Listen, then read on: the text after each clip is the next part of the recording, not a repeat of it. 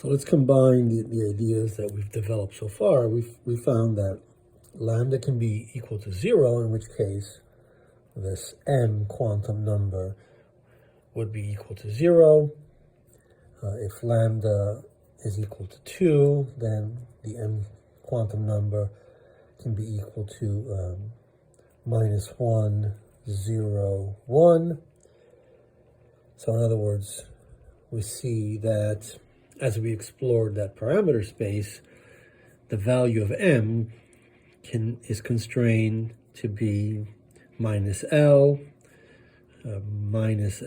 plus 1, all the way to L, positive L minus 1, and then eventually to L, so from minus L to L. And so if lambda is equal to 6, then m would be constrained to be minus 2, minus 1, 0, 1, and 2. And if we continue this, lambda can be 12, m is equal to minus 3, minus 2, minus 1, 0, 1, 2, and 3. And so the L squared operator on the wave function, right, tells us that this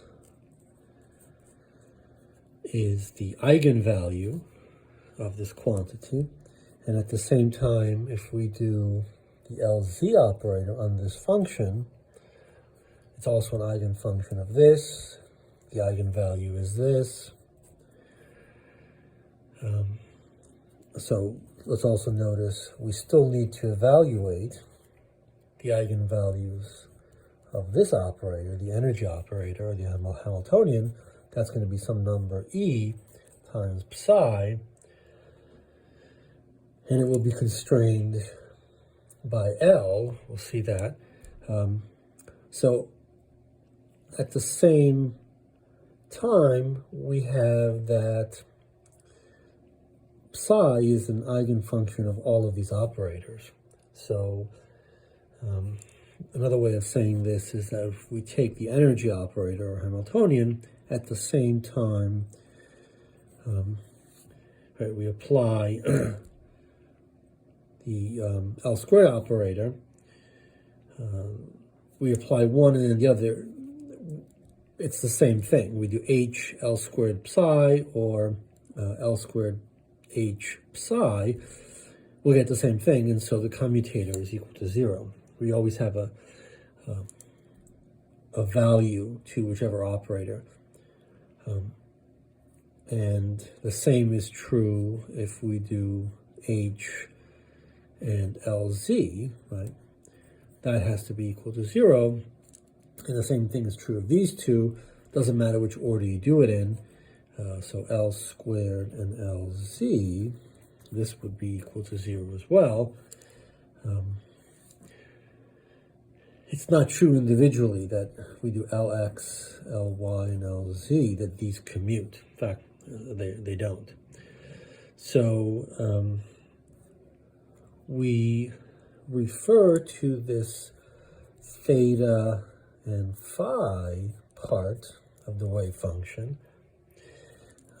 sometimes as y, L, m, theta and phi, like that.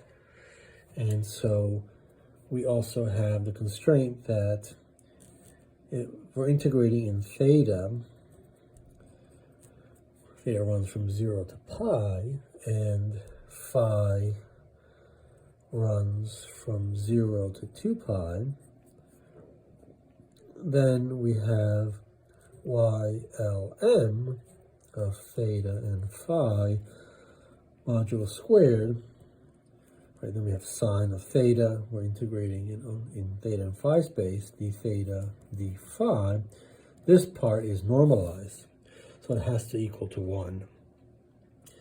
And so the next thing to do is to try to figure out what we get thinking about the energy function and the energy eigenfunctions.